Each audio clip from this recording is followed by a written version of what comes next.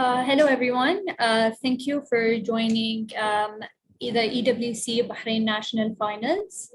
Thank you, guests, for joining today. Thank you, Assam. Thank you, judges, and the startups themselves for taking part in this year's competition.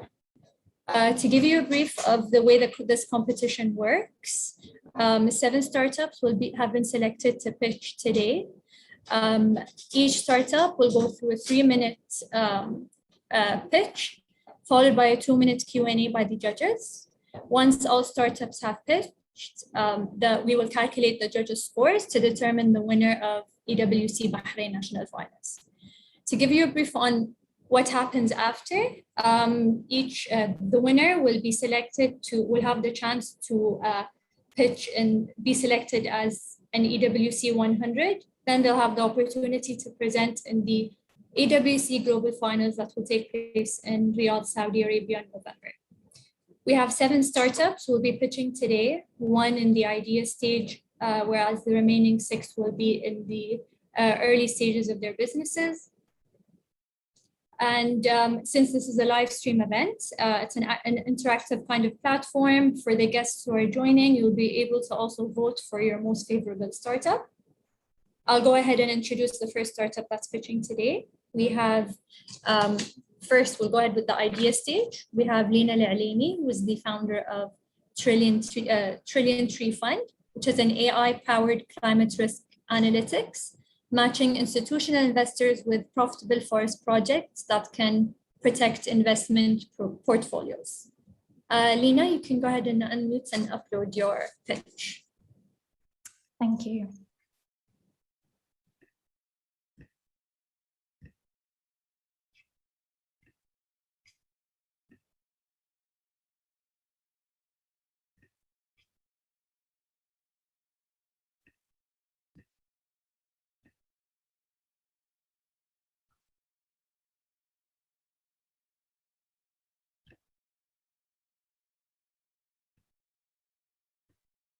Can you just confirm you can see my screen?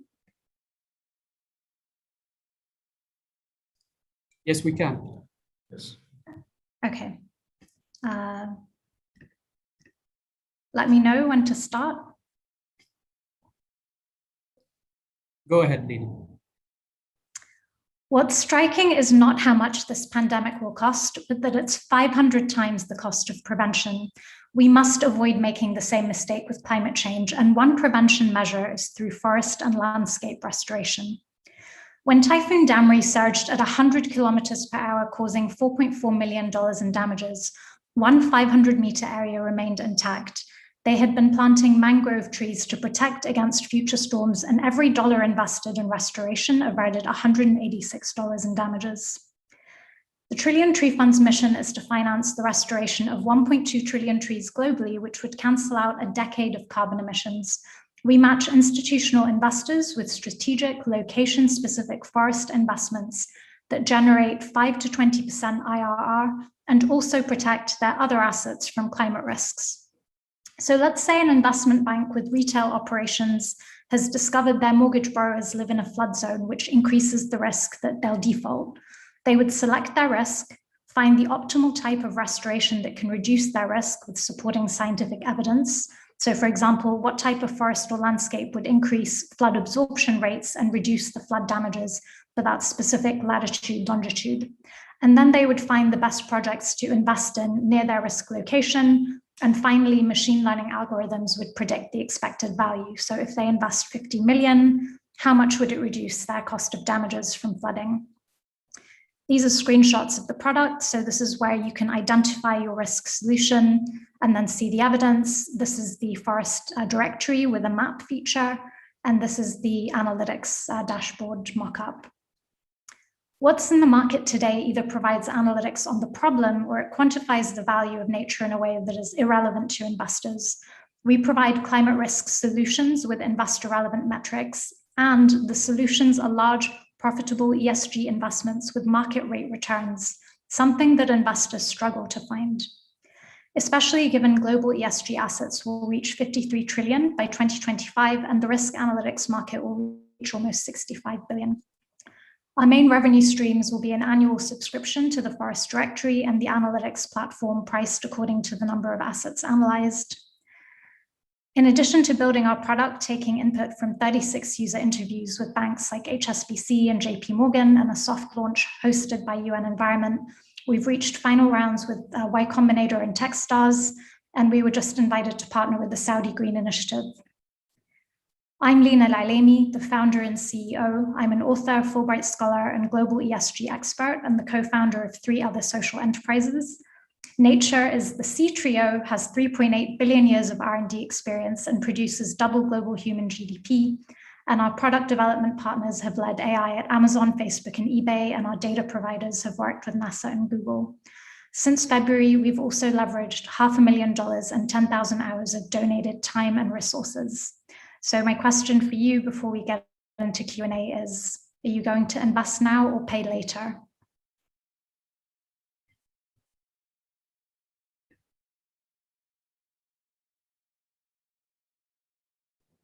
Thank you, Lina. Judges, do you have any questions for Lina, any clarifications, any comments? Sure. Hi, Lina. Nice to meet you, and thank you for your pitch. So I wanted to understand a bit more. You mentioned 5 to 20% IRR and an $8,000 subscription. I believe it was annual subscription. Could you explain to me a little bit more how that model is working? Because I'm not sure I fully understood your financial cycle or your inflow cycle. Okay, I'm not sure I totally understand the question, but let me give it a try. So the 5 to 20% IRR is for investable forest projects. So we have a number of different forest assets. These are not ones we manage, but they are things like impact investment funds that work on conservation, sustainable timber investment management organizations, green bonds. So their returns are between 5 and 20% IRR. Okay. So we would be charging a subscription to the database of that deal flow, essentially. And that would be $8,000 a year. And then for the added predictive analytics on if I make that investment, what will be my other benefits? Like how much would it reduce my cost of damages by protecting other assets or investments I've made from flooding? Then that would be a higher subscription fee. Does that answer your question? Partially, yeah, it does help. Follow-on question. So, okay, so it's primarily deal flow in sustainable investments. Here, we're talking specifically trees. And the added element, the AI analytics, is if I happen to have investments. So let's say I have properties. Can I plug those properties into your solution and then it'll show me the closest ESG investments? Yes, exactly. So, I mean, we're still building. So we've built everything up until the actual analytics. We've been doing the R&D for the AI part and the modeling. But you would essentially upload a list of your assets. So you would have a CSV file with the lat long of all your different assets, including across the supply chain. So if you have borrowers, for example, or customers, suppliers, and then it would identify the risk for that lat long, and then it would find the investable projects within that location, and then it would predict the impact of making that investment. Lovely. I'd like to just give an opportunity for my fellow judges to ask, but some very interesting thoughts here. Thanks, Lina. Thank you for the question. Lovely to meet you, Lina. Just a follow-up question to Mus'ab's question. I'm still not very clear about the subscription fee part. Can you just explain that a little bit more, and who is required to make that payment, the subscription? So institutional investors really struggle to find ESG investments. Obviously, you know that ESG is now a very mainstream issue. So institutional investors would be paying for a subscription to access a database of profitable ESG investments that have also been pre-screened by us to make sure that there's no ethical violations, they're sustainable, there's no land right issues. And then institutional investors are now also paying for climate risk platforms. So they can pay up to $40,000 a year to analyze the risk of 100 assets. So these climate risk solutions or climate risk products don't provide a solution. They tell you what the problem is, and they might tell you you have, $100 million of value at risk, but they don't tell you how you can solve that risk. So we're actually beginning where they end and providing the solution as well. Another question, how are you going to fund this whole project? Well, I have to raise investment. I just started officially in January. And at the moment, I'm looking at different project partnership opportunities to essentially do a lot of the groundwork that would fund the platform. I've had a lot of AI companies that have been helping me just pro bono, but obviously this needs a full-time team. And I'm also in a final stage with a global accelerator. So they would provide investment and seed funding. And then I'm hoping I would have access to a global platform like EWC, because this is a very global idea. It's not really regional, so it's difficult to get that exposure. Thank you, Lina. Lina, question about the $500,000 US in leveraged resources. Can you elaborate a little bit on that? Yeah, so considering a data scientist makes about $130,000 a year on average, I've had 50 data scientists working pro bono to help me with the R&D, doing exploratory data analysis, data collection, doing preliminary modeling. And then I've also had environmental lawyers, I've had consultants. I mean, I've had some of the global management consultancies that have donated time just to kind of mentor. So since February to now, I've calculated that people have given me around 10,000 hours worth of time, valued at about $500,000. Great, thank you. So just one last question, because I think we're running out of time. Do you have any competitors in this space? Who's your primary competition for something like this? So at the moment, it's a very fragmented market. So you have climate risk providers. So they just look at climate risk, but they don't look at solutions. They don't look at ESG investing. And then you have impact investment databases. And those aren't forest specific. They're all kinds of, impact investments or ESG investments. And they don't provide analytics that are relevant to investors. So they might say, if you make this investment, yes, you'll have 5% IRR, but you'll be creating X number of jobs, you'll be promoting gender equality, you'll be giving this village water security, which is great, but investors are driven by self-interest. So this platform specifically taps into their self-interest and says, if you invest in this, this is how you benefit in addition to the IRR. So nothing like that really exists that combines all those elements. Brilliant, thank you. Thank you. Thank you, Lina. Thank you. So up next, we're entering to the early stages startups. We have Narayanan Ganapathy, who is the founder of Bambacorn. Bambacorn is an equity crowdfunding platform enabling early stage companies to raise funds by issuing shares digitally represented by tokens on a blockchain. Narayanan, can you upload your presentation, please?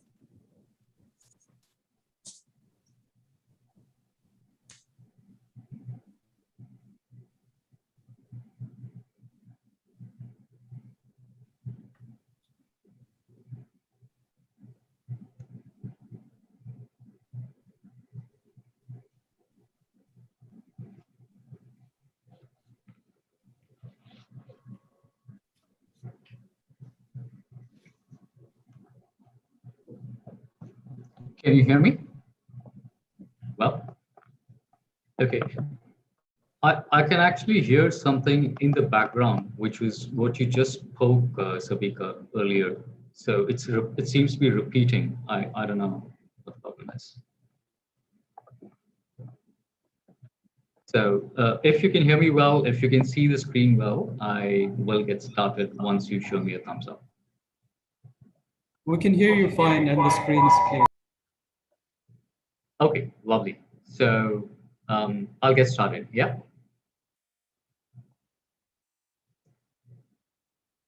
I can hear you. Should I get started?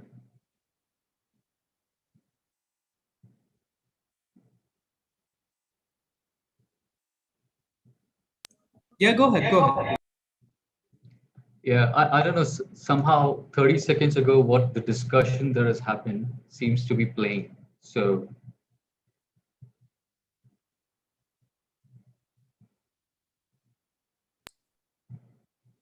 Okay, now it should be fine.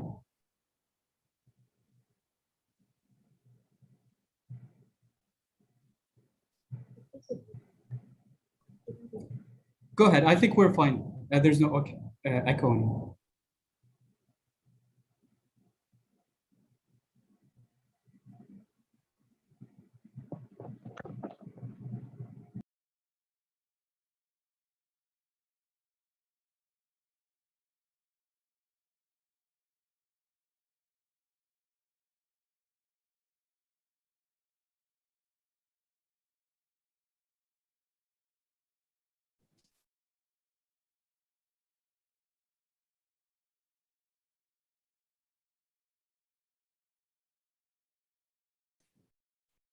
I think we'll go. I think Narayan may be having some technical difficulties. Maybe we'll move on to the next one for now.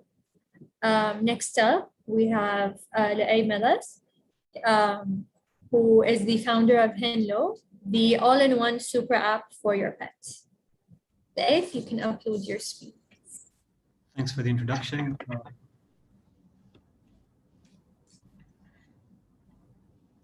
Can you see my screen by any chance? Yeah. Fantastic. Okay. Hi, my name is Laay Melas. I'm the founder and CEO of Henlo, the Airbnb for pets.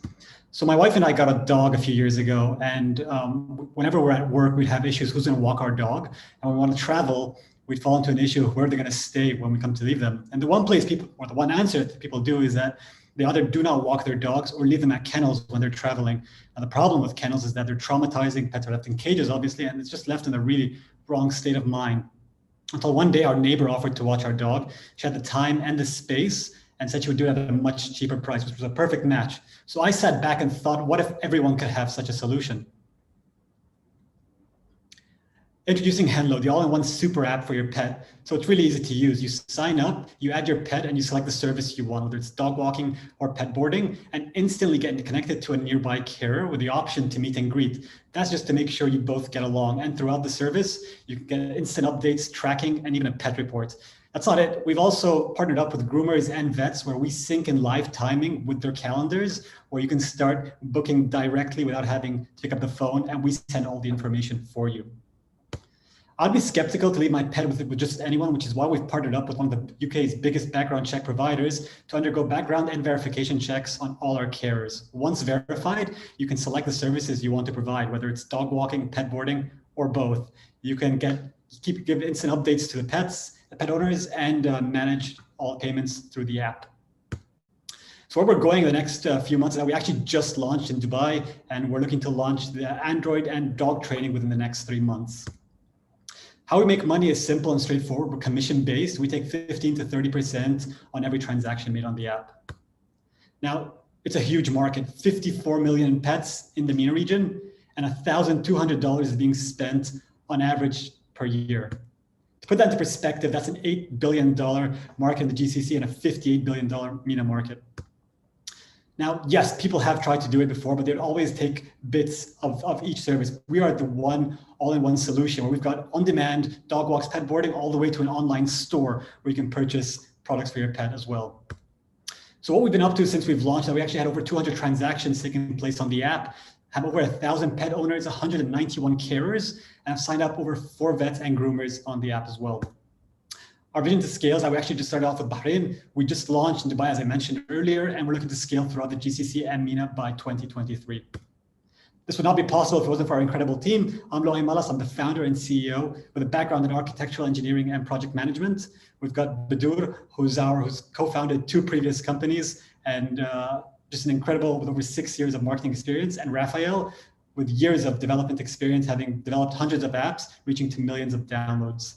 Thank you very much. I'm happy to answer any of your questions.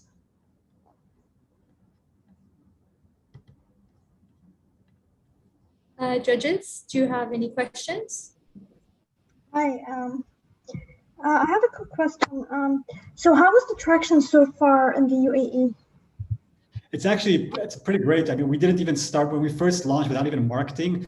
We actually got our biggest ticket size of a booking that happened the next day, which is incredible.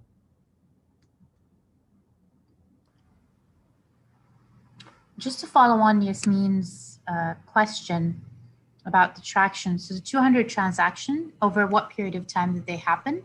And what has the growth been, and what percentage was in Bahrain versus Dubai? Right. So to answer, we actually launched in Bahrain around 9 months ago. And then we just literally launched last week in Dubai. So I don't think it'll be valid to kind of compare the differences, but yeah, the transactions have been over 9 months since we launched. Obviously, because it's a new way of introducing pet care to the public. So obviously there's that educational process that we went through in the beginning, but now it's picking up quite significantly. And yeah, what has the growth rate been over the last few months? Yeah, so we've got over, right now, we started off with let's just put an example. We had over around 800 carers last month. And after in the last month, we actually got 200 pet owners on the app. So the growth is happening and without much marketing at all. Hi, Loay. Sorry, I'm a little confused because perhaps I misheard. You mentioned in your presentation that you launched in UAE 3 months ago, but you just said that you launched in Bahrain 9 months ago and in UAE last week. So I just wanted to reconcile that.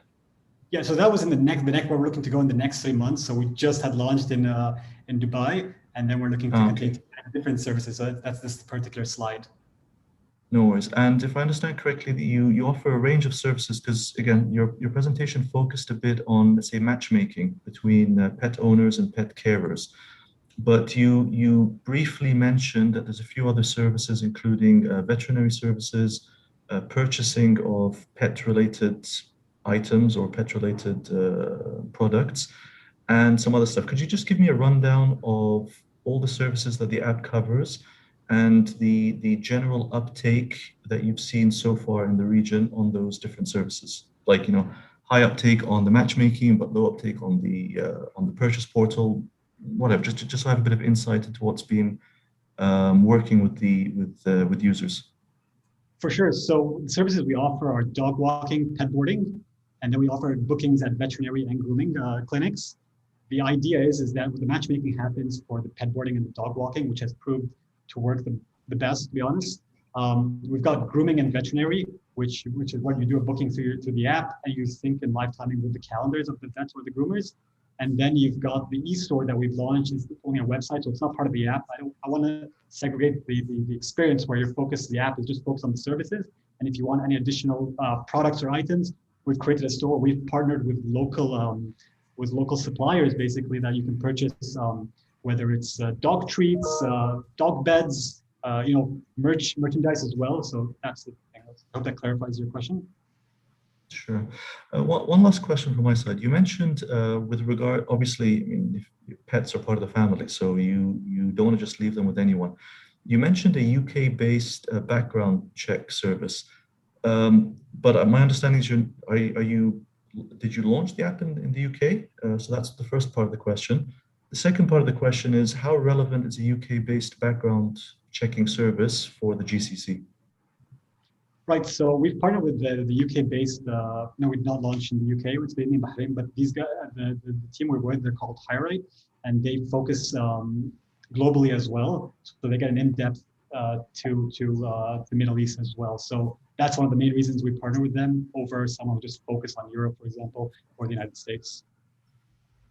Okay. So could just repeat the name of the company? HireRight. Thank you. You're welcome. Just to follow up to Musab's question, so what is the criteria that is used by the rating agency or this company to rate or to assess the care providers?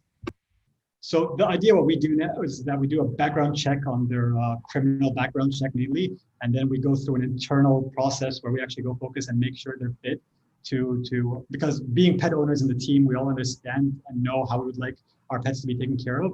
So we go through a detailed evaluation in-house as well after we receive confirmation from the background provider that it's an all green, I'll go ahead. And we also have a rating feature on the app. So every carer is rated on the app. So as soon as anyone drops below the 5-star marking, because as I mentioned, as was mentioned, pets are like families. So you want to make sure that the best possible care is provided. So once you drop below 5, you're off the platform.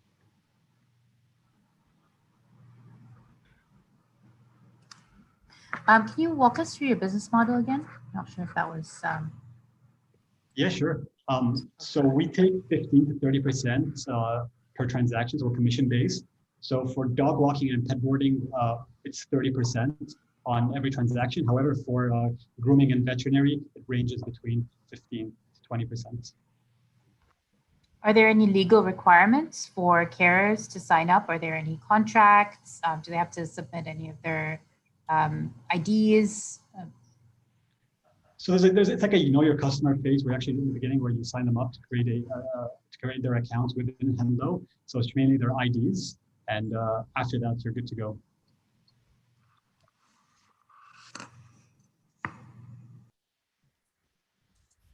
Thank you, Ray. Thank you, judges.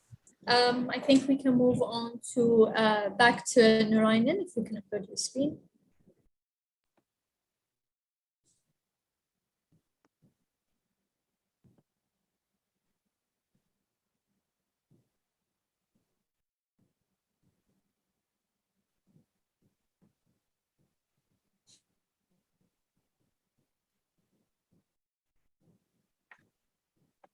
Am I audible? Yes. Okay, and is the screen visible enough? Yeah. Great, finally, excellent. So just let me know when I can start here, Sabika, and thanks very much for solving my problem. Of course, you can start. Great. Hello, everyone. My name is Narayanan Ganapati, and I'm the co-founder and CEO of BambooCon.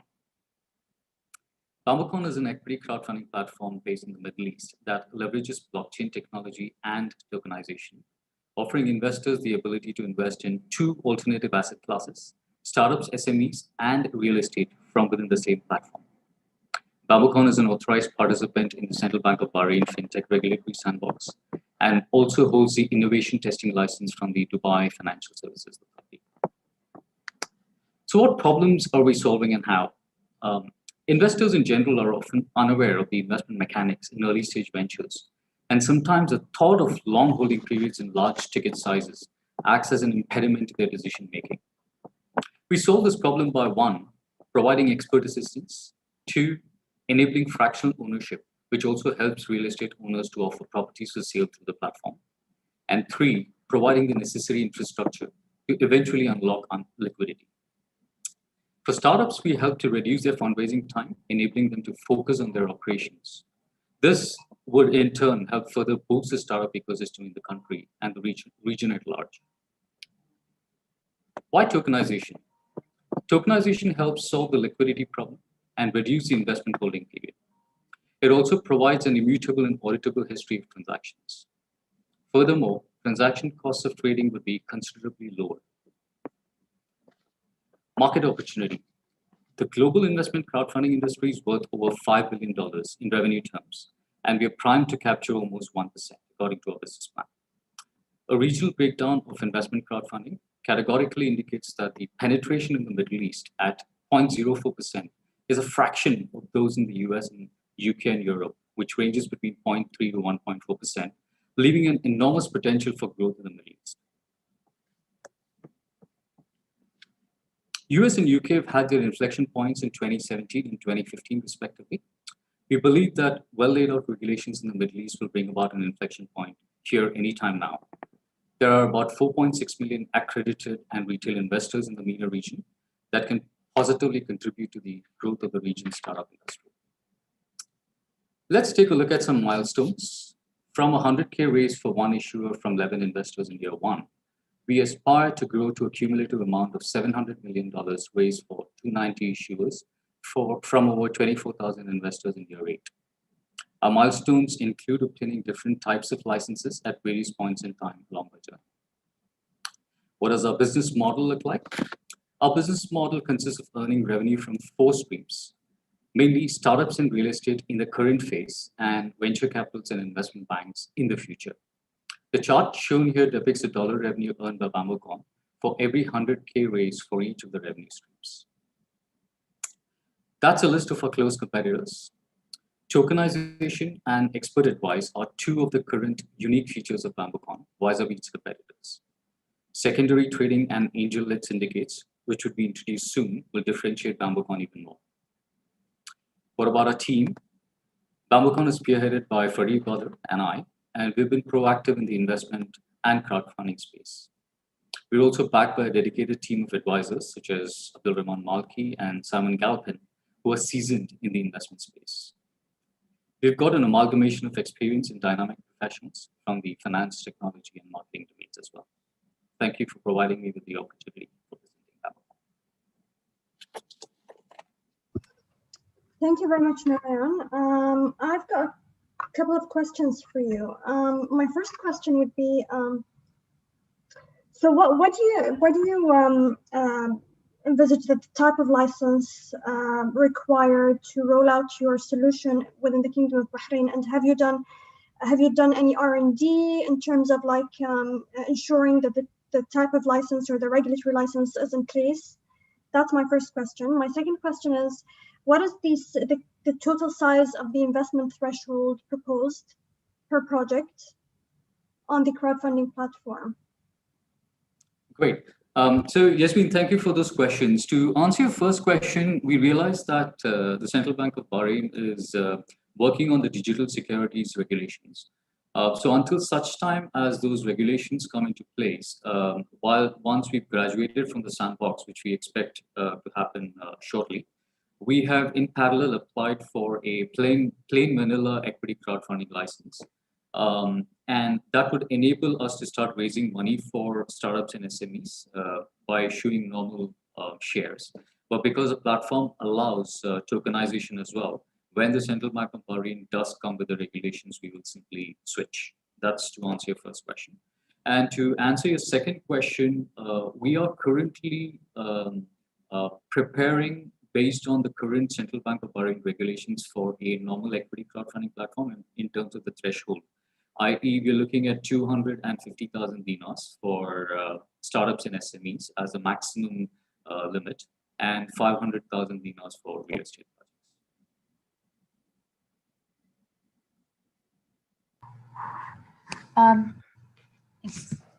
I have a quick question about the regulatory aspect as well. So the structuring of a equity crowdfunding campaign from a regulatory perspective, in the sense of the ownership of the actual eventual startup, with all of the people participating in the equity crowdfunding campaign, can be very tricky, especially with Bahrain regulations. We don't allow decimals in our shares. So the larger the number, the trickier the transaction becomes. Can you talk to us about the challenges that right now you would face structuring a company like this in Bahrain and Dubai, which is your other market, and also when you're expecting the digital securities law to pass, which would support the regulatory aspect of your company? Sure. So maybe I'll take it in the reverse chronological order. So in terms of our expectations of when the digital securities regulations will pass, the answer is, from our discussions, we understand it's going to happen sometime this year.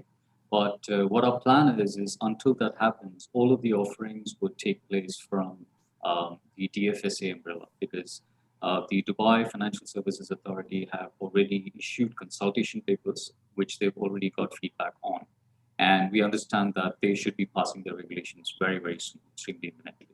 So, and we are allowed to raise money for startups through that platform too.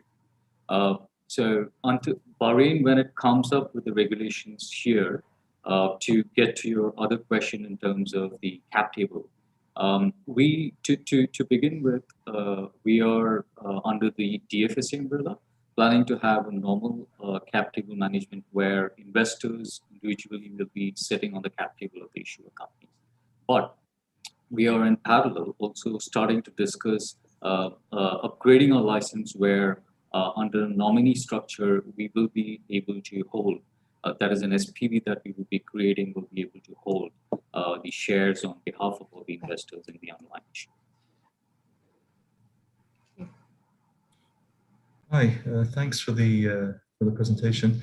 So I just wanted to understand a bit more about why you chose tokenization as part of the core solution. If you just talk to me a bit about that. Yeah, sure. So Farid and I have been angel investors for quite some time now. So we set up Angel Invest Ventures in 2017, and since then we've invested in 8 startups all over the world, predominantly in the US. So I did spend a fair bit of time in Silicon Valley in my capacity as an investor. And we understand that the whole period for investors tends to be at least 7 or 8 years if you're lucky, that is. So the investments that we've made, which on average are about 3 years old as of today, we can't aspire to exit them for the next 3 years, because they need to go through the Series A, B, C, and so on. So we thought that if we solve that problem for investors where they will be able to sell their investments much faster, that increases the possibility for startups to raise money because they are going to be able to tap into a wider network of investors with smaller check sizes. So that was really the reason why we chose tokenization as a core problem. Interesting. Thank you.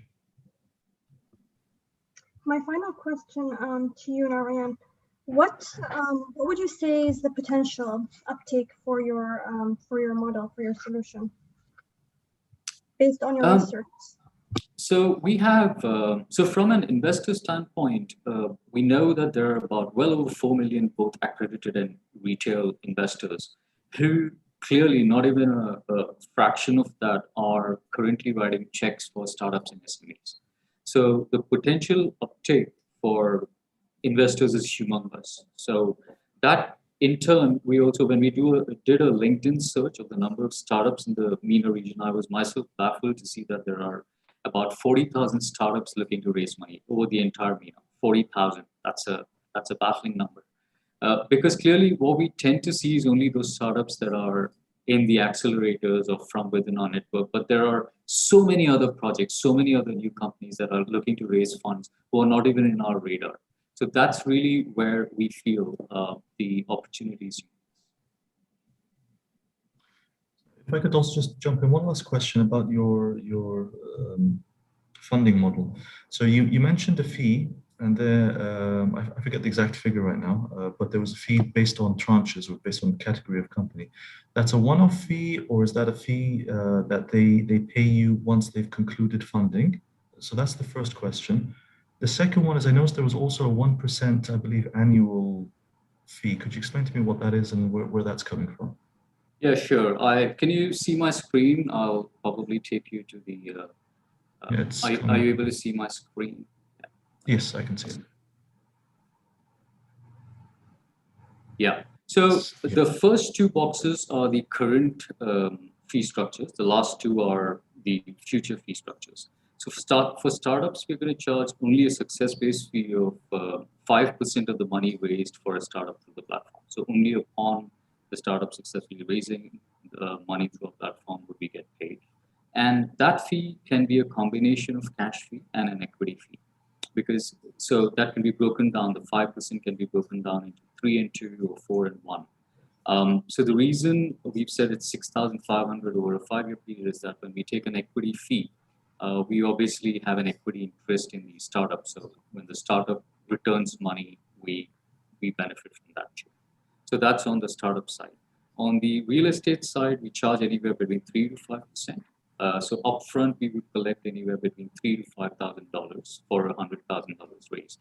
But we would be charging 1% administration fees every year. So that would take us to anywhere between 8 to 10K. Okay. Sorry, just a couple would you of like things. me? Sure. Go ahead. No, it's okay. Sorry, the administration fee of 1%. So basically, if it's $100,000 deal, you will charge them $1,000 per year just to be on the platform. Correct. Because for real estate, we would be doing the property management as well. So management of, Okay. so we would be bearing the cost of those management. And if I'm reading the footnotes correctly, let's take the startup, 5%. Can the startup pay you 5% cash, or is that always going to be a minimum of 1% of equity? So currently it has got to be only 5% cash because our current license status does not allow us to charge equity. So that's the reason we have built that in for, say, 6 months from now, the equity. But so currently it's 5%. And what's the first column, 6.5K, 8 to 10K, 9.6 and 8? What are these figures? This is the revenue that BambooCon would earn for every $100,000 raised for a particular issuer. So if the issuer is a startup, we earn $6,500 if they raise 100K. If the issuer is a real estate and they raise 100K, we earn 8 to 10. Thank you. Thank you, Narayanan. Thank you, judges. I'll go ahead and introduce the next startup, but just as a reminder, just to ensure that we stick to the format of the event, if we can ensure that the questions can be 2 to 3 minutes. I understand sometimes we need further clarifications, but hopefully we can try to stick to the time as much as we can. Next up, we have Ahmed Faraj, who is the founder of Lumify. Lumify is a comprehensive, science-backed, and automated learning experience platform that uses a targeted approach to accelerate capability building. Ahmed, we can see your screen. Thank you so much. Thank you so much, Abhijit. A very good afternoon, everyone. And this is Ahmed Faraj, the founder and CEO of Lumify. So basically, Lumify, it's a learning experience platform. We developed it and we started July 2020, which is a B2B solution targeting the regional and international market. So basically, it's a totally an automated, comprehensive, and science-backed learning experience platform that we use a targeted approach to accelerate capability building within organization. So we saw a couple of problems, especially in the pandemic, that we wanted to really solve within the market itself. So we saw enterprises, they are using different or fragmented platforms to serve their L&D agendas. So we really wanted to create something that consolidate everything under one umbrella to serve their learning and development agenda. And at the same time, we really wanted to lower the expenditure. And a lot of organizations, they had their own L&D agendas and they wanted to tackle it, but they didn't have the right tools, or they were using different type of tools, and the expense of it was a bit high. Then we really wanted to lower that expenditure on enterprises. Number three, a lot of organizations, they use a traditional way of creating or doing gap analysis within the organization, which is sometimes based on a performance appraisal or sometimes based on a HR recommendation. And we really wanted to create something that really tackles it from a systematic and scientific approach by using psychometric, aptitude, cognitive, and technical assessment. And one of the main problems that we really wanted to solve, a lot of organizations today, they have values, they have directions, they have objectives, but they don't have a proper alignment between the direction that they are going with the right skill set that they require. So we wanted to create something that consolidates all of that and tackles the organization objectives with the right skill sets and competencies. Of course, the market that we are serving, it's a huge market. We're talking about $325 billion market worldwide, and it's increasing day by day, especially with the current pandemic. So we're seeing tens of tenders are coming up in the GCC itself by taking this direction from a governmental, semi-governmental, and private or enterprises. This is our humble team. Myself, I founded a couple of companies specifically in the training field. I was part of the TUV and Impact founding team.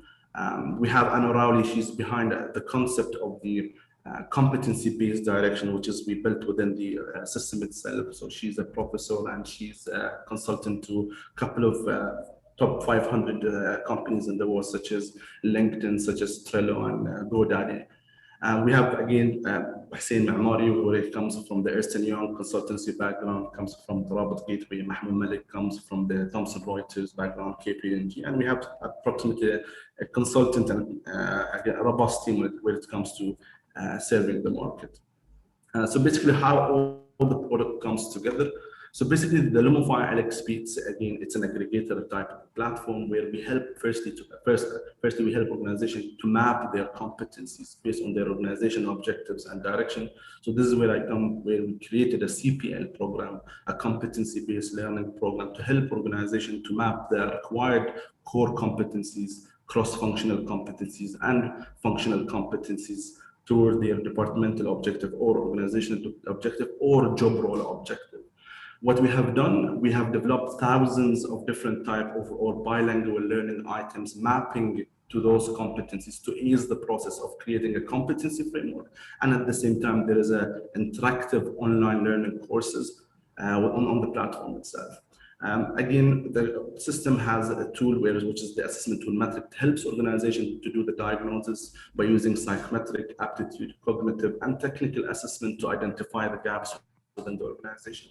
And it could be used for their entire talent acquisition cycle.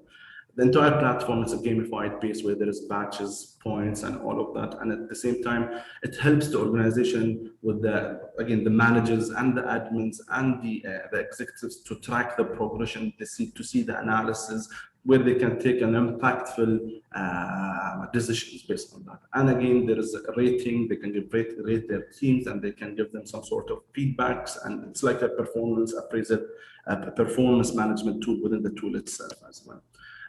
It's totally intuitive. It's responsive on different platforms. It's bilingual, Arabic and English. But this is one of the two main unique value propositions that we have. Number one, which is the competency-based system that we have developed to automate the direction of the organization. And then number two, to tackle this market, which is the bilingual, which is the content that we have and the system, and it's bilingual. And at the same time, the system also can aggregate different type of content from different content providers. And they can manage, of course, their live sessions, one-to-one sessions, coaching sessions on the platform itself. So basically, when we talk about competition in the market, today we consider ourselves in Bahrain market, we are the only player in the GCC itself as a solution provider by having the entire full IPs. The only one we can say. Most of the competitors that we have, they are aggregators. They use different system and content and aggregate it, and they provide it to the different organizations. Just to clear something out, we are a competency-based or a behavioral-based type of platform. So we cannot be compared with LinkedIn Learning or Coursera or Udemy. Our market is totally different than theirs. So basically, we have three types of revenue streamlines. Number one, subscription to the platform and the content, which we charge it based on the tiers. Number two, the psychometric aptitude cognitive assessment, which is based on a credit base. So we set it $55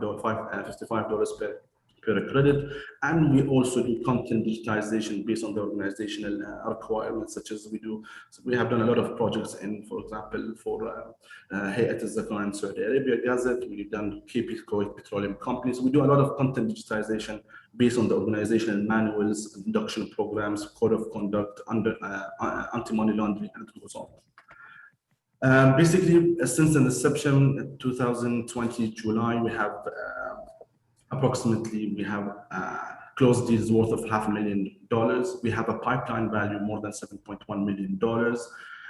We onboarded clients such as ADNOC, Kazit, FAB, BMMI, GPIC, YK, Mayed, Wala Insurance, Saudi Arabia. So this is some of the clients that we have. And one of the things that we have really achieved to expand our business across the international market, which is we have partnered with key players in consultancies such as Ernst & Young and KPMG. They use our platform for their people advisory project.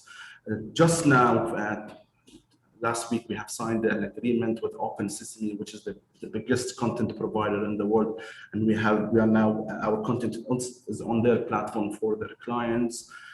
We have Order Learning, which is one of our network partners in Europe and the States, which they are our resellers. And of course, we have Simot in Oman and Asas Tamayiz in Saudi Arabia. Welcome to Lumify. Thank you very much, Ahmed. Thanks for the presentation. If I may start, I don't quite understand the whole concept. So if you can just briefly try to explain that. I know you've mentioned that it's an aggregator platform or an aggregator app that enables different organizations to first of all identify what their competencies are, map them. Can you give us an examples of what they mean?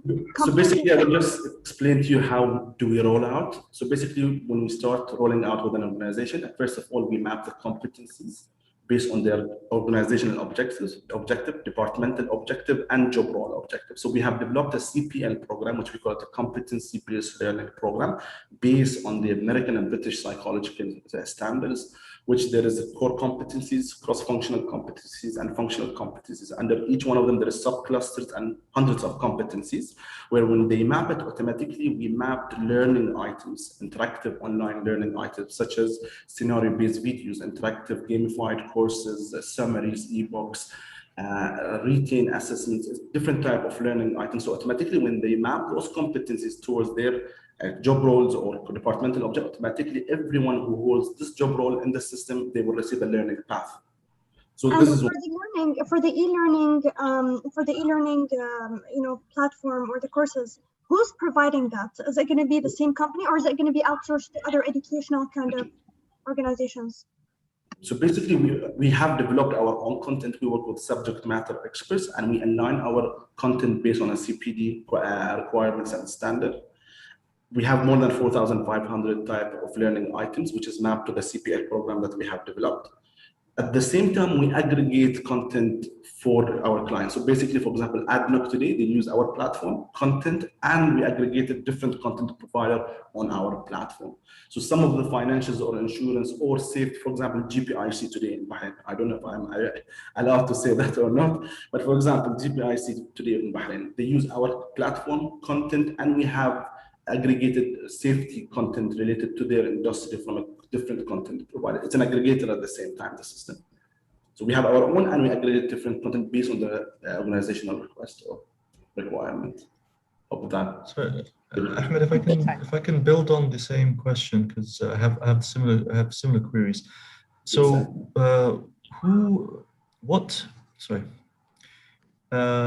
where do you get the content accredited? Not just the courses, but I'm also curious about your competencies. And do you use any existing models like Myers-Briggs or others? Absolutely. So basically, we develop our content. We are not specialized in content development. We work with subject matter experts worldwide. So we go to some people who are, for example, qualified in a specific field, which they are trainers or instructors or professors or doctors. So they develop the content for us based on our learning methodology and cycle, which we follow, for example, ADI methodology. So we develop based on different strategies and standards of the content. Then when they develop the content, we digitize it. So we have a production team where we digitize and we create different learning items out of those contents.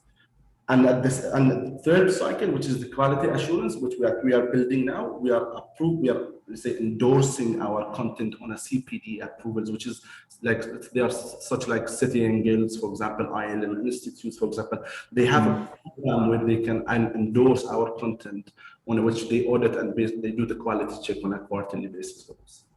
Sure. So that answers the question on the courses. If you could just touch upon the competencies, do you use any particular frameworks for the competency mapping? So basically, we follow the British and American Psychological Association authorities and International Test Commission.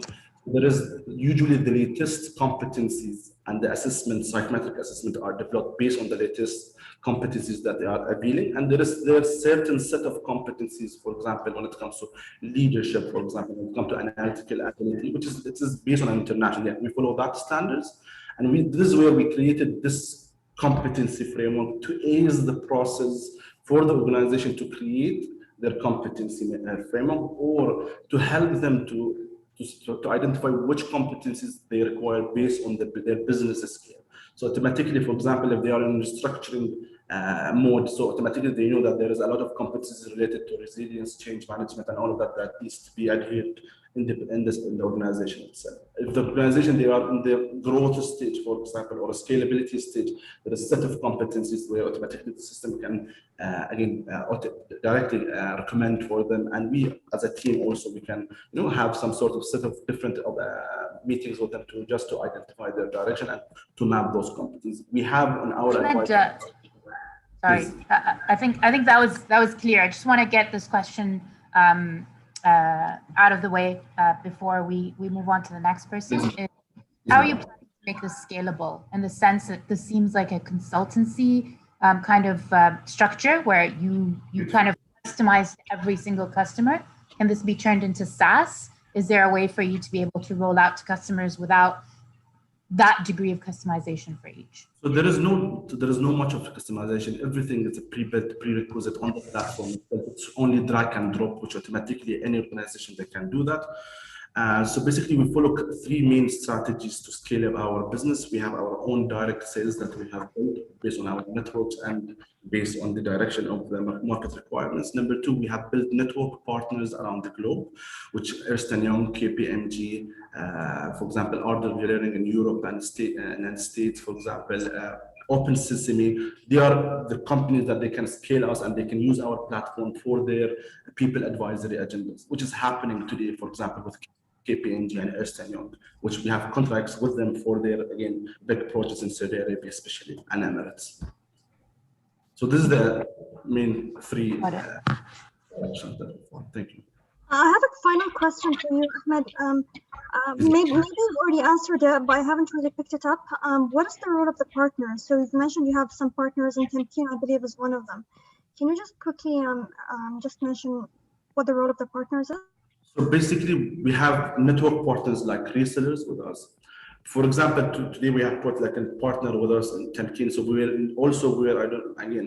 in discussions with Temkeen in creating some sort of different streamlines when it comes to creating, for example, a learning hub for the entrepreneurs in Bahrain. So those sort of things that we have some sort of discussion with Temkeen to enable some sort of national platform in Bahrain. So those type of discussion with Temkeen is we have partners such as direct resellers where they take our platform and they resell it directly, and we have certain reseller agreement to use it for their, again, client base. So this is the type of partners that we have currently. I hope I answered your question, Yasmin. Thank you, Ahmed. Thank you, judges. I'll go ahead and introduce the next startup that's pitching. We have Noura Al-Askar, who is the founder of NutriBox Healthy Living. NutriBox is an intuitive, interactive, and nutrition and weight loss app designed to empower the Arab world to live healthier lives. Noura, you can upload your presentation. You're muted.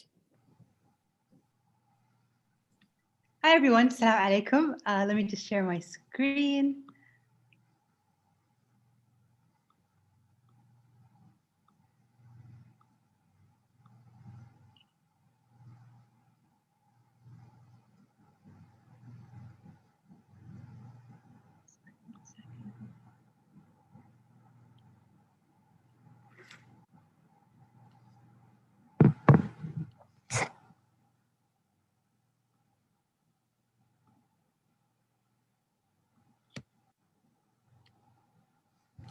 Can you all see my screen?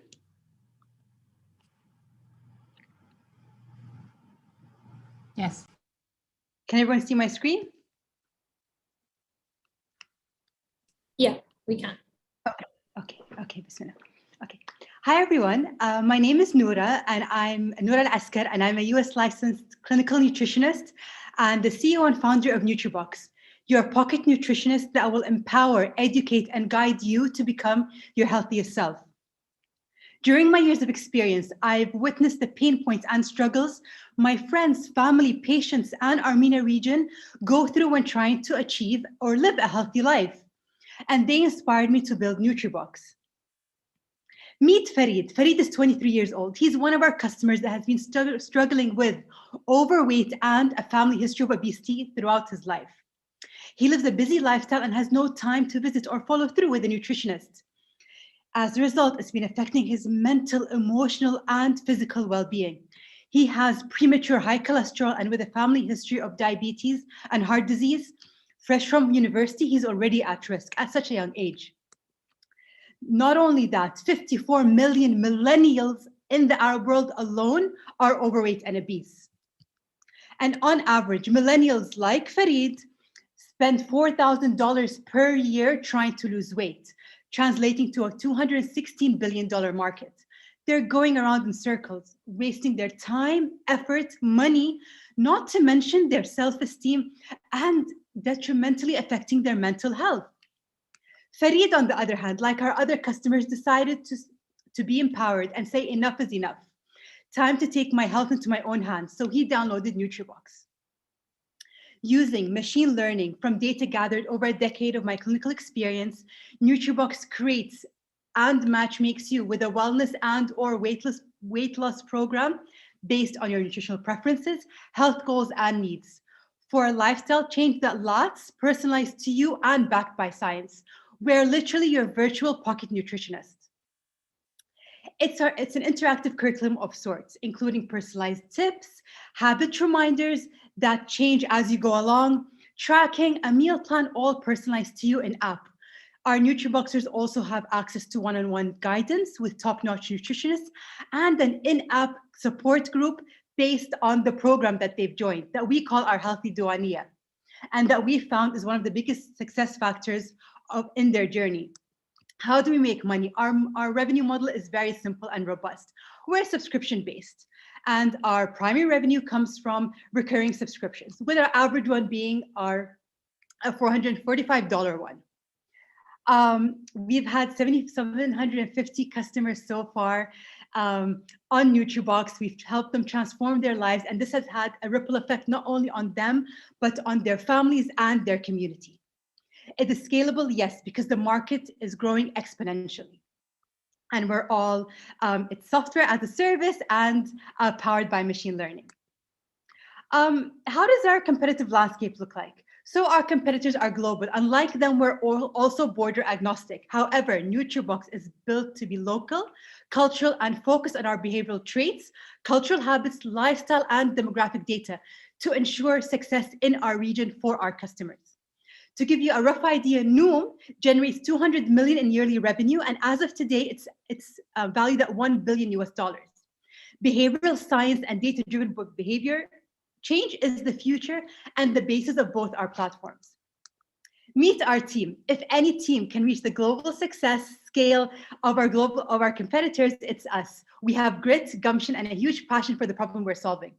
We know and understand our customers, we're empathic with them, and we have 35 plus years of experience and combined experience in healthcare, health tech, behavioral science, customer and product development within the nutrition and weight loss space. Our tech is in-house, and we've been working together for 2 years. This is my third startup, the first one being building the nutrition clinic at one of the top private hospitals in Kuwait, turning it into a top operating profit center and getting JCI accredited and transforming people's lives in the process. Meet our comprehensive board of advisors. They're multidisciplinary. So we have Dr. Ahmed Al-Sirri. He's a professor of behavioral science and human genetics. He guides us on sort of the data points and the correlations where we can actually combine the data to help sort of instigate our users' behavior change along their journey. Professor Osama Al-Zir is also a nutritionist, and he's the director of the Saudi Dietetic Association. We have Mohammed Jaffer and Khalid Al-Askar, who have extensive knowledge in tech-driven startups, whether it's operations or strategy and growth in the region. This is my third startup as a founder, as I mentioned, and we're currently at the tipping point of product market fit. We're bootstrapping. This is my passion, and we're just on the verge of product market fit, like I just mentioned. And winning this will help us bridge to our first seed round while positively impacting people's lives around the MENA region. Meet some of our NutriBox superheroes. Here are some before and after. So our users are from all around the GCC. We also have students who are studying abroad. So we're Arabic focused, and that's our primary sort of language and mode of communication. And here are some of our more customer experiences and testimonials. So we not only help you lose weight, but through nutrition, psychology, and behavioral science, we help you transform your lifestyle and habits. And it's a ripple effect, like I said at the beginning, where it positively impacts yourself, your family, and the communities around you. And it's backed by science. At NutriBox, our vision is to help and empower the Arab world to become their healthiest selves, creating a positive impact in their lives and their communities, while building a solid, scalable global business in the process. And just as an example, so right now we also work on a public health level. So we're actually working with Al Usra here in Bahrain, across their 7 different outlets in Bahrain and 2 in Saudi Arabia, for a program called the Glow Up program that's launching in August, that will help you glow up mind, body, and soul to become the healthiest, happiest version of yourself. So NutriBox is not just about weight loss. We're here to empower, guide, and educate you to become the healthiest version of yourself in an affordable, simple, and effective science-backed manner. Thank you. Thank you, Noura. Sorry. I want to ask you a question about your geographical coverage. Yes. Especially reach in Bahrain. So I've actually attempted to use Noom, and the geographical was a big hindrance. So I'm excited that there's something, but I've never heard of you. And you talked about your customer acquisition cost. So what does that go into? What have you done in terms of marketing for the region? And then will there actually be a box? So I know that with the subscription model that also goes in terms of, so just want to understand your goals. That's a good question, Marwa. So the box, which literally means, because it's an app and the icon is like a box, it's like your toolkit, your virtual toolkit. But we also have, so part of our Glow Up program, for example, is we're also, subscribers also get a sort of a smart water / tea bottle, our Glow Up bottle, where you can get creative with your water intake just to help you actually get in your water allocation. So it's part of your journey in the Glow Up program. So we do have we don't have products, but it could be something in the moving forward, just as an adjacent to our core offering, which is the app. Our marketing so far, because we're bootstrapped, it's been very organic and creative. So we've done collaborations sort of on an enterprise level, like what we're doing with Al Usra. We've also worked with a very youth-driven bank in Kuwait called Bobian Bank, where at the beginning of the epidemic, we helped 500 individuals and their families boost their immunity. And this gave us sort of the reach within a small time span of a week.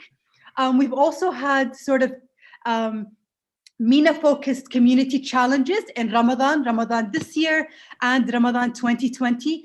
Those have been a big success, especially with our in-app Duaniya, because it creates a community and word of mouth travel. So for example, our retention rate has been between 20 to 23% from these challenges. And so just an example, in this past Ramadan here in Bahrain in May, a couple of parents actually signed on their teenage children to continue on in April and June with us. So this is the word of mouth factor. When people see results and they see that transformation from the inside out, that's where we get our reach. They tell their friends, their families. One of our users sort of connected us with Perfectly Pressed. So if you know that it's a really amazing local business, and part of our Glow Up program in August, we're having a NutriBox times Perfectly Pressed Glow Up juice. So it's not just digital, it's also, we use our expertise and our platform to also impact the community at a on the grounds level. Brilliant. And that's how we gain our customer. That's part of our creative customer acquisition channels.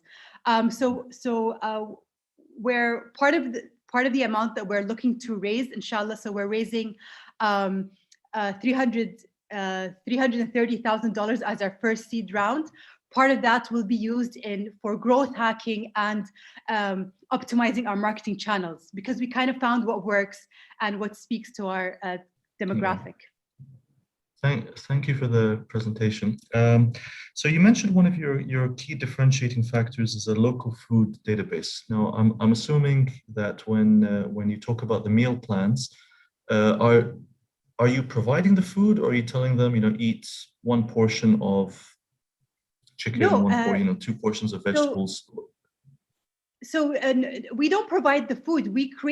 NutriBox creates the meal plan for you based on millions of data points, based on whether you're diabetic, whether you're, let's say, pregnant, or you're looking for gut health. So we create that program for you, and then you do it at home. Okay, one question, because when you say, just to then, okay, that does clarify that for me.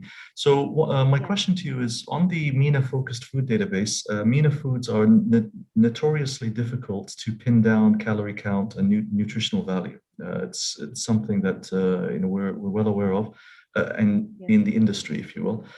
So not to mention that people cook with lots of oil and additives. How do you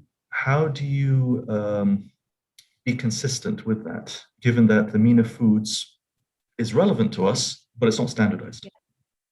So our ethos at NutriBox is balance and moderation, right? So we teach you how to create healthier versions of these foods.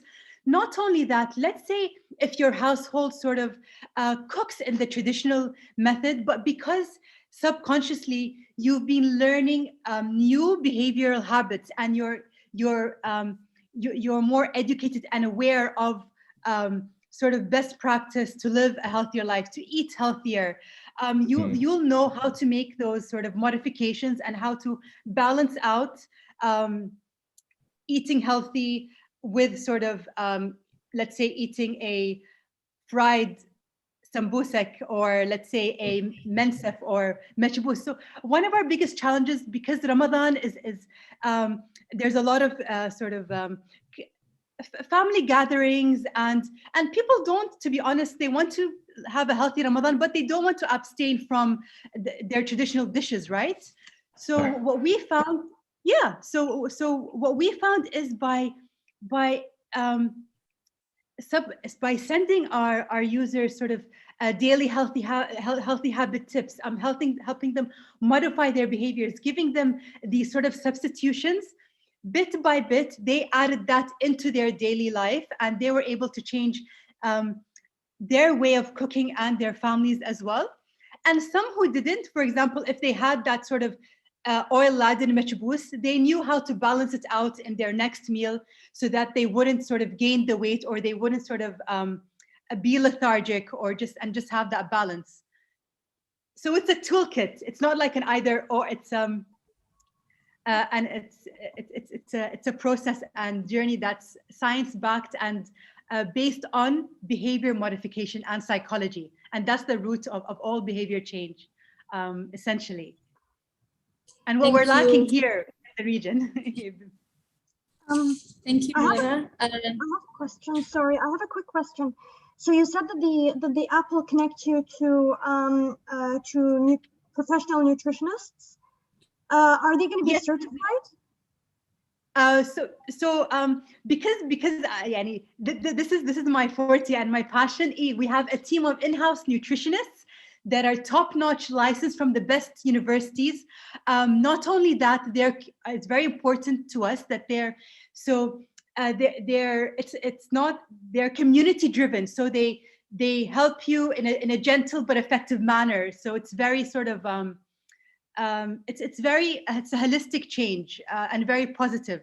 So yes, they're top-notch licensed, they're vetted, and they go through a screening process before being onboarded on NutriBox. And they're our in-house team. So they follow sort of our mindset and ethos and our approach of doing things. So it's not your traditional sort of way of. Thank you. Not, okay, Thank you, sorry. Sorry, we just need to move on to the next startup. I hope judges, she's answered all your questions. Next up, we have Bayan Al-Musawi, who is the founder of Pa Arabia, which is a platform that highlights the best pets, groomers, and products sourced from local and unique businesses, and also provides a simplified booking and purchasing process. Hi, can you see me all right? Yeah. I'm Bayan, and I'm the co-founder and CTO of Pa Arabia. I've been a pet lover and pet owner my whole life, and through that in the region, I've faced a lot of troubles and little quirks when it comes to managing a pet. And so I found an opportunity. There's no holistic platform for pets in the region. There's a lack of reviews and feedback missing from the products and services that we have locally. And COVID has caused an increased amount of restriction and inability to be able to visit our stores in person. So I came up with a solution. Pa Arabia is a web and mobile application or a digital ecosystem for all pet owners' needs. Our solution first targets the consumer or our app users to be able to shop from all the local stores, book their pets' appointments, discuss pet topics in an open forum, and look up reviews. As well as having a web-based application, our users don't have to sign up to be able to use the app. Now, looking at it from the businesses end as a solution, we're offering a adapting pivot that all businesses are making now to be able to reach their consumers in a better way. We're taking care of logistical problems they may have when it comes to delivering their orders, and we're enhancing their social presence and marketing support from our end. When looking at our revenue model, it's quite simple. We offer a free app for our users. We take a 15 to 20% commission on each purchase and booking. We as well take a delivery fee and a marketing fee on any special campaigns or ads that need to be run. Now, when looking at our competition, it's quite a unique situation. Pet-centric apps either lean towards e-commerce or booking services, whereas Pa does both and so much more. When looking at the competitive advantage that we have flexible pay. So you are able to go to your appointments, pay afterwards, so that from our end, we don't have to deal with any refunds or contacting any customers. They're able to pay with cash, card, or benefit. We offer all the services for pet owners, and we're the first pet app in the region to offer a community platform. As well as our newest update, our most recent one has had a rescue interface where people are able to upload pets that need to be adopted or adopt pets, which introduces users to the app and to the products and businesses and vendors that we have on board. When looking at our traction, we've had over 210 orders and 325 bookings, all with 11 vendors and 5 businesses, and this is just with our MVP. Moving forward, we'd like to add, we have lined up a few kennels and certified dog walkers in Bahrain that will come on board. And as well, we're looking to move on to Kuwait first and then Saudi Arabia. When looking at the market size, we find that over $3 billion are spent on the veterinary sector alone. And these numbers are just increasing since COVID has caused more and more people to adopt pets or purchase pets. I'm Bayan Al-Musawi. I'm the co-founder and CTO of Pa Arabia with over 5 years of web development experience. I actually taught myself how to code for the basis of building this application, and I'm extremely passionate about it. Thank you all so much for your time. Hope that you check us out on our socials, which is quite quirky. You might enjoy it. Thank you so much. Thank you, Bayan. Question. So you said you're going to be partnering with different vendors. When a transaction is being processed, are you in charge of processing the payments on behalf of the vendors? So are you going to be collecting funds on behalf of the vendors? That's my first question. My second question is, so you're going to be also offering a delivery service. So is that going to be offered on behalf of the vendors as well? Yeah, so currently, let me answer your first question first. I've locked the online payment portal that we have so that transactions are able to be made in store. And that way, it is just a healthier B2B relationship between the application and the businesses on board, because we don't have to take the 3.5 or 3% cut that the online payment portal takes. People can pay with benefit or with cash.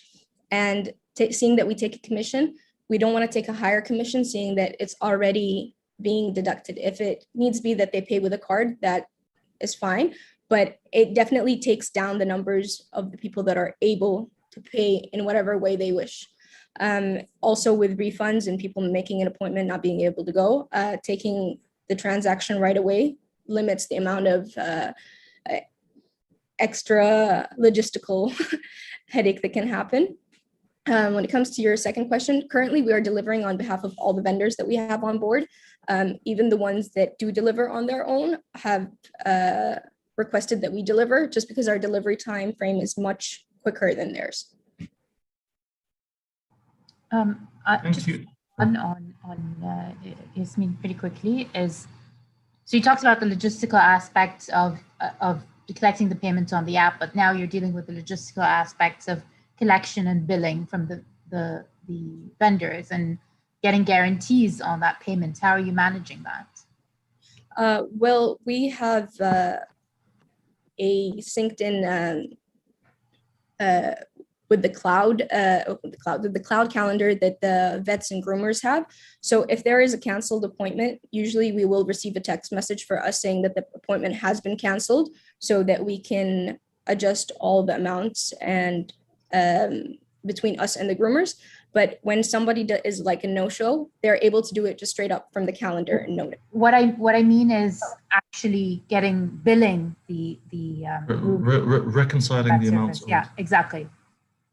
Receiving the payment, we just receive it at the end of the month. Yeah. And so far we've had no trouble. No issues with collection. No issues at all with that. But that could arise as you grow.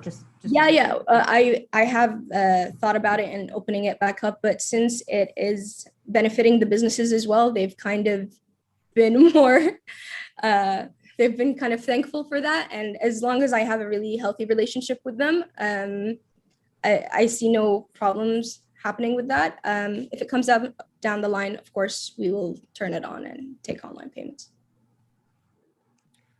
Hi, Bayan. So it seems that a big part of your focus is on delivery services.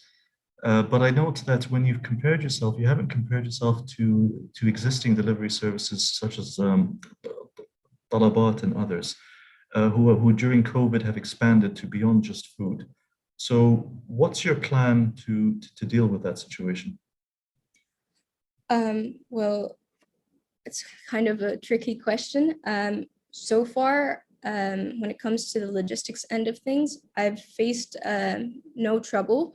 But looking at a platform as big as Talabat, being like a super app example, they've increased their prices more than they are in store. And whereas when I look at an application like InstaShop, they have the same prices in stores, but you have a longer delivery time. So when it comes to the logistics end of things, I have quite a low delivery rate. So keeping it that way, but you might get your order a bit later, but informing the customer that it's going to be a bit later, for me, I'm all right with that. Instead of increasing the prices and then having to increase the delivery as well. So on that end, I hope that I answered your question.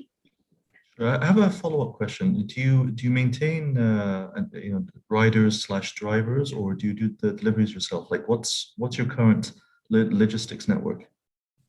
So we have one full-time driver who's fantastic because he's able to get everything everywhere.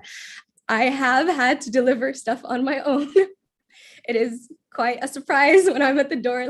Okay, but the thing that's quite cool about it is that I can meet people's pets, and they're like the app owner is delivering stuff on her own, and I get to know them and they always order again because they get a friendly face at the door. So well, what happens like as your business grows? Do you feel this is going to be sustainable, or would you like? So I've already gotten quotations from different delivery services in Bahrain. And what I'm doing is I'm putting them all against each other to give me the best offer that I can, because while we're scaling, I am going to need more drivers. But so far, it's been contained. But I know that as we scale, I will have to onboard a delivery company. And it's just about getting the delivery cost down, because I don't want my customers to be paying more. We can take the price down, but not up. So I'm steering away from those. Thank you. Thank you, judges. Thank you, Bayan. We'll move on to our final startup we'll be presenting today. We have Ruby Azur, who will be presenting Urento, which is a cost-effective and multifunctional application that helps small to medium scale landlords manage their properties from a single platform, anytime, anywhere. Good afternoon, everyone, and judges. My name is Ruby Mirchandani, and I'm the CEO and co-founder of Urento. So we found that there is a huge discrepancy within the property management sector, whether they're managing their property, collecting rent, or simply just communicating with their tenants. The small and medium scale landlords have to do these things manually. Nothing is centralized, and the processes are inefficient. This is where we've created Urento. It's an ideal solution for landlords with holdings between 5 to 100 plus residential units.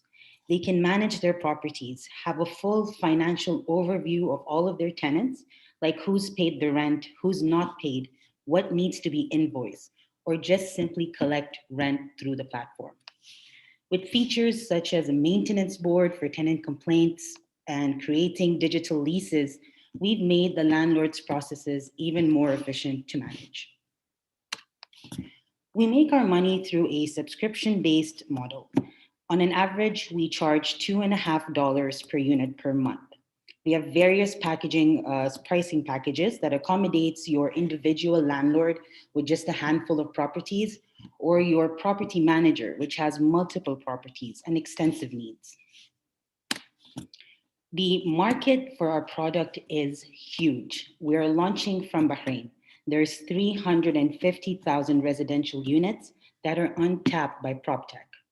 At an average charge of $35 per unit per year, we're looking at $12.2 million in Bahrain alone. We estimate $1.3 billion in the GCC market, with scalability promised to the rest of the MENA region. Monetizing Urento is pretty simple. So when we capture 30% of Bahrain's residential market, with that average price of $35 per unit per year, that's an annual revenue of $3.7 million. Our regional and global competitors have had tremendous success with digitizing property management. Urento digitizes property management, yes, but we do it in a smart, simple, and a secure way, with the added ability of the platform to recognize a landlord's behavior, support IoT within the platform, produce smart financial reporting, and even more. We are constantly engaging with landlords, understanding their needs, implementing our services where we can. Today, Urento has onboarded 800 units pre-launch and more to come. Our main focus for 2021 is to onboard at least 8,000 units. We plan to establish a market foothold in the UAE and KSA by 2022, along with adding additional features and also upgrading our UI to accommodate the Arabic language. We are a very multidisciplined team, from real estate experience to tech development to project management, operations, business development, design, and marketing, all of us coming together just to bring this idea to reality. Urento is quite confident in filling the void of business digitization, and it's high time that we transition the property management sector into the tech era. Thank you. Thank you so much for that, Ruby. My question is particularly regarding the competition. If you go back to your competition matrix, I'm quite familiar with Ajar out of Kuwait. I know their market share and their features. I know that they provide smart and powerful features, actually some features, a bit more features than the features that you've listed. And they've already entered the Bahrain market and also have Arabic functionality already. And after, very, very large success in Kuwait and some success in Dubai. So just want to ask specifically about that. How are you competing with them? How are you positioning yourself against the competition there? Yeah, so what we have at Urento, what differentiates us more is that we try to implement the platform to make it smarter. So when I mentioned that we do it in a smart way, is that the platform itself does machine learning, so it recognizes a landlord's behavior. For example, if a landlord has like 10 units, and then let's say all of these 10 units consume a lot of electricity, let's say, for example, so the platform immediately can alert the landlord that, hey, this and so unit is consuming this much electricity, maybe you should do something about it. So that's what we're trying to implement right after we launch. Other than that, we're also trying to use the IoT support, where if a lot of units nowadays, especially in Bahrain, they use their phones just to program stuff around their house, like even the dispenser or the washing machine or whatever. So once a person has this or a tenant has this, they can immediately integrate it within Urento. So with Urento itself, it can make your home smart enough. Yeah. So Ruby, sorry, if I could just pick up on that thread. How is the data entered? I mean, obviously for it to have machine learning, you need to have more or less live data, or actually, ongoing data with all the different utility usage, whether power, water, and the like. How's the data entered? So this is where we're actually currently working on. We're trying to reach out with EWA in Bahrain to understand how we can sort of collaborate, how we can partner and have the consumption of electricity and water within Urento's platform, where a tenant himself can monitor his own EWA by himself without having to, to wonder like, how's my bill getting this high or stuff like that. What about the contracts and the billing? Have you started conversations for integration with the municipalities and the banks? We've actually spoken with RIRA right before going forward with this idea. So what they did is that they gave us the go ahead, they gave us a green light for doing it, and how we move on further is that we kind of collaborate with them so that we can verify each landlord that they have a RIRA license available, and our platform will also verify that RIRA license for them. Then only they can sign up to the platform and then continue to add on their tenants. You also mentioned potentially using Urento to act as your control module for smart homes. Which manufacturers have you spoken to ensure that you've got the right APIs and the right links and integration with IoT devices? This is not something that we've actually started off on yet. It's something that we are planning to do in the near future. So we're just touching base on these things. As of now, we just started doing some research about it, but I've not contacted any manufacturers yet. Okay. Ruby, I'm a little bit confused. So is your solution based on a B2B model? Yes, it's a B2B model. So we go directly to either individual landlords or we go to property managers or property management companies. Okay, and then when it comes to the revenue, you've mentioned, I think you mentioned around $2.5 per unit, and then on a different slide, you've mentioned $35 per unit. So what is the difference between that? I'm not quite, can you just, clarify the revenue model? Yeah, the $2.5 per unit, that's per month. That's an average rate per month. The $35 is per unit per year. Okay.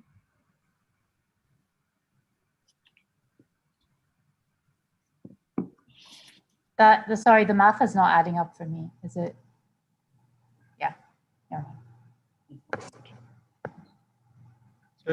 Ruby, one question beyond the math. I think that needs to be looked at. Given that prop tech is a new buzzword, and I know Rira is pushing it heavily, how realistic is it to capture 30% of the market? To be honest, we also thought it was going to be quite impossible for us. But once we started getting out there, literally knocking on doors, talking to landlords, talking to property managers by ourselves, we found out that they've been looking for a solution for a very long time now. And I've asked around as well about, have you used any similar prop tech, like, for example, a jar or igloos maybe? And surprisingly, they have not heard of it. So this caught us by a huge surprise. And then we actually got them to come on board, got them to understand the idea. It was very simple, is what they liked the most. Not too complicated, not so overwhelming to use as well. So we're quite confident, yes, that we can actually capture this 30% market. Maybe not in just a year, maybe a year in this. So yeah, but we. Sure. So one last question for myself. I believe the slide before this, you mentioned that the average per unit cost was $2.50. Yeah. But $2.50. But on that slide, you mentioned $35 per unit. So which is it? It's $2.50 per unit per month for this slide, and the other one is like an annual, like on a year, an average on a year. 1 year. Okay, so that would be $30. Yeah, maybe the discrepancy is because of the word average. Like, does it vary? What does it vary based on? Why is it say average? So our subscription models, basically, we have packages that depend on how many units a landlord has. So our first model will show, like, if a landlord has up to 10 units, then it's like 10 to 15 dinars, 15 dinars per month. And then as it grows, it goes more. Yeah. So I based this on the lowest package. Thank you. Thank you. Thank you, everyone. Thank you, judges, and thank you, Ruby, for presenting. Right now, we're going to meet with the judges on another call. We're going to discuss the scores. If you can give us 10 to 15 minutes to discuss and to evaluate your pitches, and we'll be back in 10 to 15 minutes to announce the winner. Thank you, everyone. Should we stay on the call? Should we stay on the line, I mean? Okay. Yeah, please. Thank you.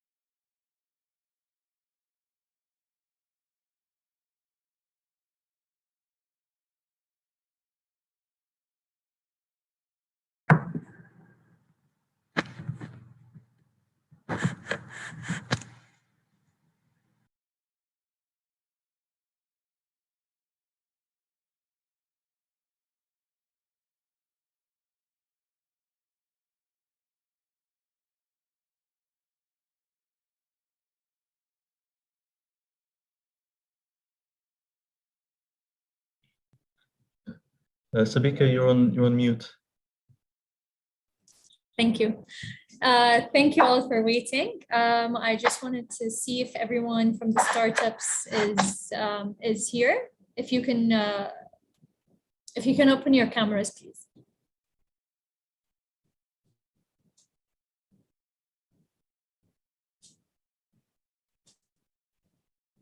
So we went through the evaluation process, and we will have one of the judges announce the winner. Hi everyone, and thank you for your patience. Sorry. So hi everyone, and thank you for your patience. And so first off, I'd like to thank you all for your presentations and the obvious effort that you've put not only into the presentations today, but your products. Your passion definitely was spilling over, and it was a difficult decision to make, evaluating all the different pitches. So after deliberation by the panel, we have selected a winner, and I'm happy to announce that it is a Trillion Tree Fund by Lina Alemi. So congratulations, Lina. I'd like to share a few thoughts on why we unanimously chose Trillion Tree Fund. It's a very, very innovative idea. Like I personally would like to understand a bit more. I think I still have a few questions about it, but it's an innovative idea that is very timely. It's addressing some of the key questions that are coming up with regards to ESG, and it's leveraging a few technologies such as prediction technologies and AI that are at the forefront of technological development. However, that's not to say that the rest of the projects didn't have their own unique selling points. We do expect all of you to succeed. We do see a bright future for all of you, and there will be other channels in Bahrain, whether through Temkeen or the various startup stakeholders in the community, to offer you full support, and inshallah see you all succeed. So from my side, thank you very much, and I'll give the opportunity for the other judges to say a few words if they so wish. Congratulations to everybody who was a part of this. I think all of the ideas that we saw today are phenomenal, and I think all of them have a very large potential for scalability and success. And I'd like to extend as well my time and support to any of you. So please feel free to reach out for any support, mentorship, or guidance that you require. Just to reiterate what Musab and Marwa said, I think there are great ideas, and I think you should all consider yourself winners today, having reached this final phase. Huge congratulations to the winner, to Lina and to her team. And like Marwa said, we are here to support. Temkeen is here to support. There are massive number of different programs that can support the other ideas as well going forward, and we'd be happy to provide any support that we can from our end.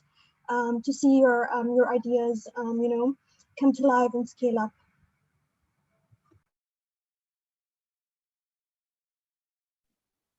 Having reached this final Thank you, judges. Thank you for your feedback.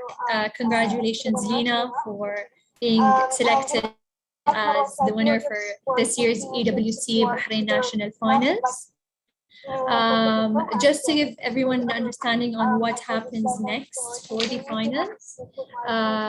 So Lina will have the opportunity to be selected as part of the EWC 100. The top 100 global finalists are selected as the EWC 100, and they'll be invited to pitch at the global finals in Riyadh at the Miss Global. They will also be put through live training sessions and given the opportunity to network with potential investors and compete on stage for a share of prizes worth millions of dollars. As a post-EWC support, the EWC 100 are also enrolled in the Gen Starter Business Club, providing a global peer network, mentorship, and other support services to help members reach their full potential. Congratulations, Lina, again. I'd like to also thank all the startups for being part of this competition, and congratulations for making it to the final. Just want to let you know that there were many applicants this year and the selection was very selective. So the fact that you made it to the stage is great. I think also some of the judges would like to reach out to you directly with their feedback and support you with their businesses. And thank you, everyone. And you can also reach out to Temkin if you need any type of support regarding your business. Lina, if you have anything you'd like to say. Thank you so much. I'm so happy. I'm so honored to be representing Bahrain, and I'm really grateful, and I will definitely be reaching out because it's a very complex idea to try and explain in 3 minutes. So I could use all the help I can get, and even just the questions and the feedback really helped me to fine tune what's not clear. So I will be reaching out to the judges for more support if that's okay. Muted, please. No, audio. Thank you so much. I can't see it. Okay, guys. Thank you so much for joining us today, and thanks to the judges for your time. I'm really grateful. We met some really cool new startups, and we hope Temkin can be part of your growth. But like Sabicha said, please reach out to us directly at any point in your journey. I'm sure you all know Temkin provides a lot of support to new businesses for your capex, human capital requirements. So let us know how we can help, and we'd be more than happy to look into your requirements and maybe customize some support as well to help you with your venture. So this concludes our EWC for this year, and we hope some of you can join us maybe in Riyadh to support Lina. We'll definitely be there, and congratulations again, Lina, and we wish you all the best in your journey with the Trillion Tree Fund. All the best.